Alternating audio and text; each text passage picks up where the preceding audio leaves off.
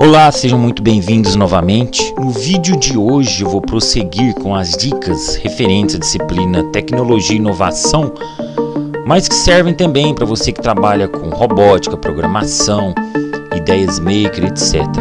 Então, me acompanhe aí.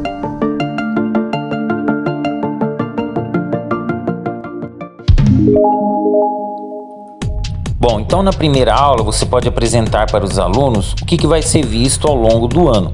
Essa seria a aula 1. Agora a aula 2. Na aula 2, você pode trabalhar duas coisas aqui. Primeiro, benefícios da programação computacional em práticas pedagógicas. Depois, utilizar um aplicativo projetado para ensinar princípios básicos de programação. Para falar dos benefícios da programação computacional em práticas pedagógicas, você pode utilizar uma infinidade de material disponível na internet. Dentre todos esses materiais, eu vou escolher este daqui, que é do Instituto Ayrton Senna.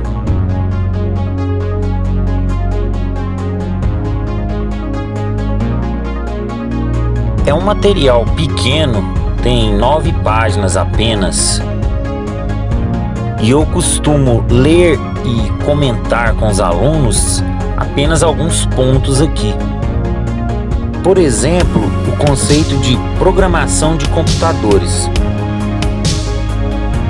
Ação de comunicação entre usuário e máquina por meio de uma linguagem que ambos entendem. Daí eu pergunto para os alunos: qual é a única linguagem que o computador entende? Entende entre aspas, porque o computador não tem a capacidade de pensar como nós. Então, qual a única linguagem que ele entende? A linguagem constituída de pulsos de zeros e uns, sinais elétricos de 0 e 1. Essa é a única linguagem que o computador entende.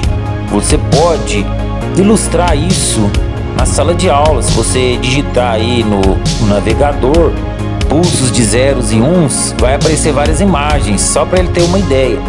Então essa é a linguagem de máquina, o código binário, zeros e uns. Um conjunto de zeros e uns significa alguma coisa, através da codificação, e cada palavra significa alguma coisa. E aí, eu pergunto para os alunos: imaginem como seria difícil programar utilizando só a linguagem de máquina, não é verdade? Você ter que montar uma sequência de zeros e uns e jogar no computador, você ficaria o dia inteiro só para enviar um único comando. E, por incrível que pareça, era assim que programavam no início do século XX.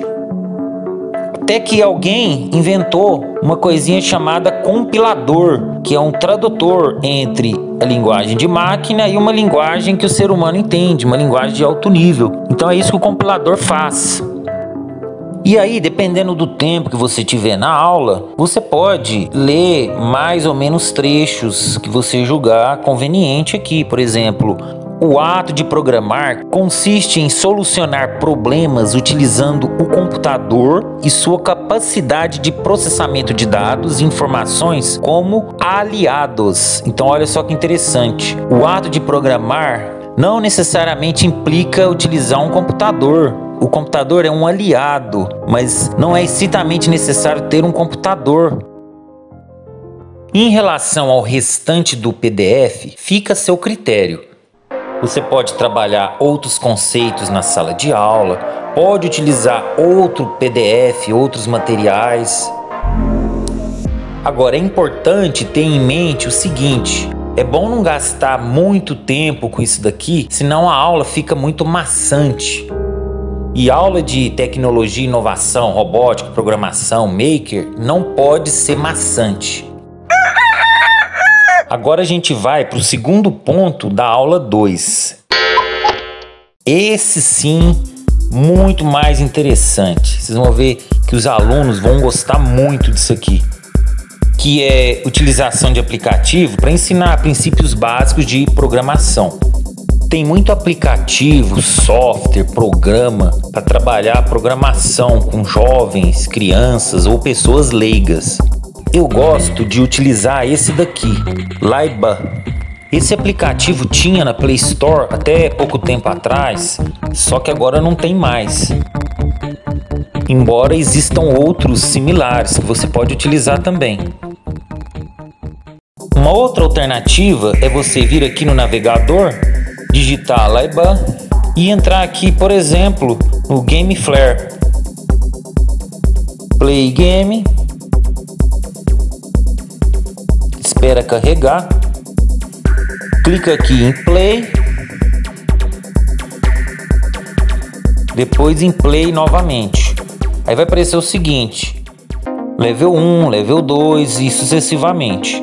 Cada level é uma tarefa. A gente aperta espaço. Olha só. A gente tem um robozinho aqui, cujo principal objetivo é caminhar até o círculo azul e acender a luzinha. Para isso, ele tem alguns comandos que ele aceita. Somente esses comandos que estão aqui em cima, ó. Um passo para frente, girar 90 graus para a direita, isso sem sair da casinha, né? Sem sair do quadradinho onde ele está. Ou virar 90 graus para a esquerda, pular.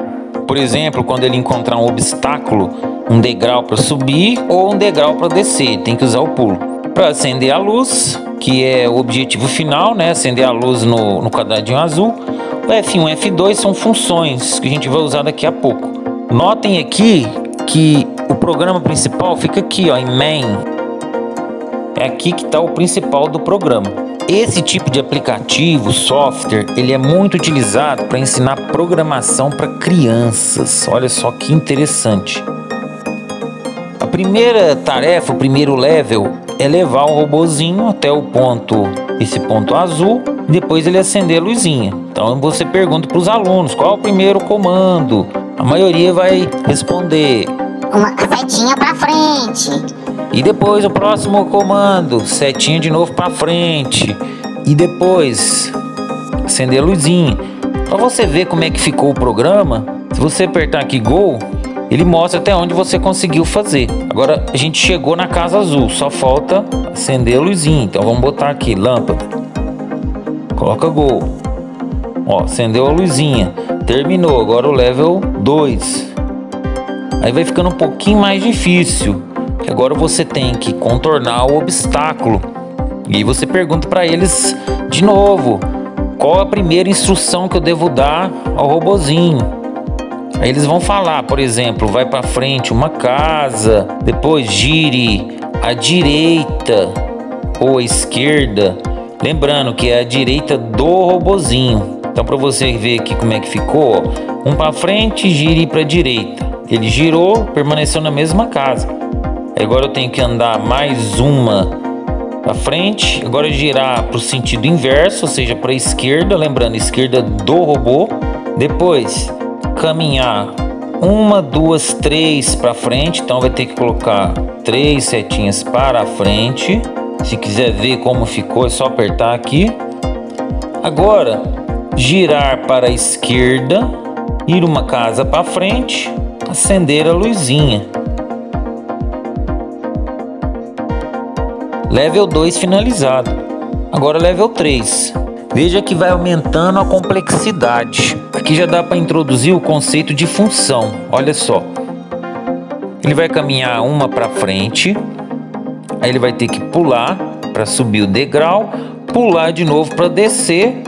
Caminhar uma para frente. Vamos ver como é que ficou até aqui.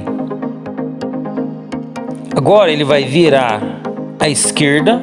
Esquerda do robozinho. E aí a gente acende a luz uma vez. Lembrando que são 3 quadradinhos azuis agora. Então tem que acender a luz em cada um deles. Então acendemos no primeiro.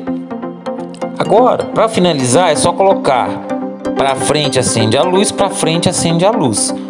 Notem uma coisa, esse para frente e acende a luz é um comando que vai repetir. Então o que eu posso fazer? Vamos introduzir o conceito de função. A gente vem aqui em funct1. Põe para frente e acende a luz. Pronto. Esse comando é o F1. Então toda vez que eu quiser repetir esse comando, eu venho aqui, ó, e coloco F1 no main, ó, F1. O que ele vai fazer? Ele vai para frente e acende a luz uma vez, porque eu coloquei só uma vez. Só que eu quero colocar duas, eu quero que ele faça de novo. Então eu vou pôr aqui de novo. Para frente. Pus aqui o F1, o que ele vai fazer? Vai para frente e vai acender a luz. Finalizamos. Vejam, vamos aqui no level 4. Ó, vejam que é importante utilizar função, principalmente porque aqui a gente tem uma quantidade limitada de quadradinhos, mas não é só por isso. Em programação, a função vai ser muito utilizada. Para resolver esse problema aqui, eu posso simplesmente colocar para frente, pula e para frente. Mas eu posso fazer de uma forma diferente também. Eu posso criar uma função chamada para frente, pula. Esse é o meu F1 agora. Aí eu vim aqui, coloco F1. Ele vai para frente e pular. E põe F1 de novo. Veja que ele vai tentar ir para frente, mas não vai conseguir, não tem problema. E depois ele vai pular. Com isso eu já fico aqui, nesse ponto. Então olha como eu ganhei em termos de economia de código. Aí eu vim aqui e coloco para frente, girar para a direita.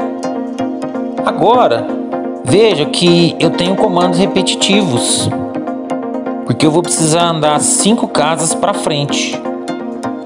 Então como é que eu posso fazer isso? Eu posso ir lá na função F2 agora, porque a F1 eu já usei.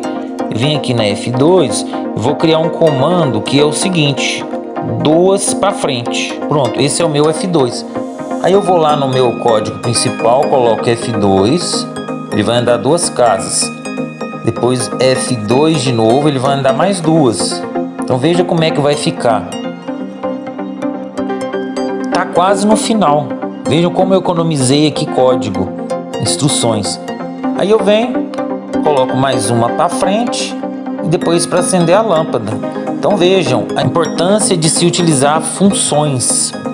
Em programação real a gente utiliza muito, mas é muito mesmo, funções. Às vezes a gente tem que fazer cálculos repetitivos, executar a mesma tarefa várias vezes, então a gente cria uma função. E aí quando a gente precisa realizar esses cálculos, a gente chama a função, igual aqui. Faz a chamada da função, aí ele interrompe aqui essa sequência do principal, vai lá na função, executa, depois ele volta para o principal de novo. Vamos agora para o level 5. Olha só que interessante. Só de olhar a gente já percebe o seguinte, que tem comandos repetitivos aqui, ó. Por exemplo, se eu colocar para pular aqui, vamos ver, ele vai ficar nesse ponto, ó. Ok, pulou. Agora percebam o seguinte, que ele vai ter que andar 2 casas e depois girar à esquerda. Só que nesse outro ponto aqui, ele também vai ter que andar 2 casas e girar à esquerda. Então eu posso criar uma função aqui, que eu vou chamar de F1, que faz exatamente isso. Anda 2 casas para frente e gira à esquerda. Então vamos lá. Daí eu venho, coloco o F1, ou seja, chamo a função. Ele vai executar. Virou à esquerda. Faço ele andar 1 casa para frente, ou seja, coloco um comando, a instrução para ele ir 1 para frente. Aí agora, ao ir para frente, ele vai executar um comando repetitivo, ó. 2 para frente e gira à esquerda. Então eu vou colocar F1 de novo. Ele vai repetir o comando, olha só. Por fim, ele vai ter que pular 3 vezes e acender a luz. Então eu poderia criar uma função F2, que é justamente pular, e depois ir repetindo a função F2. Só que com isso eu não vou economizar quadradinho. Então não tem muito propósito. Por isso que eu vou colocar pular aqui 3 vezes e acender a luz. Prontinho. O nosso robô foi programado.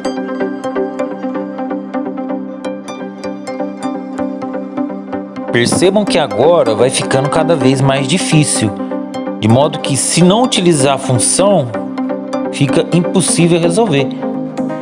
Então aqui nesse caso, ó, a gente tem um exemplo em que a gente pode utilizar a função. E aí é importante você sempre requisitar a resposta do aluno. Às vezes a gente fica tentado a resolver, porque é legal, isso aqui é bacana, mas a gente tem que tentar sempre fazer com que o aluno resolva e não dar a resposta pronta para ele. E eles vão gostar. Alguns vão achar monótono.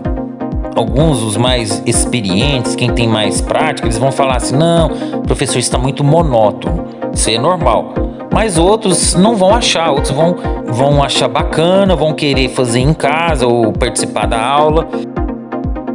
E agora as próximas fases vão ficando cada vez mais difíceis, né? Mas a ideia é a mesma. Eu não vou comentar aqui todos eles. É importante também que você, professor que está assistindo, ou aluno, que você faça também, para você ir treinando. Assim a gente finaliza a aula 2.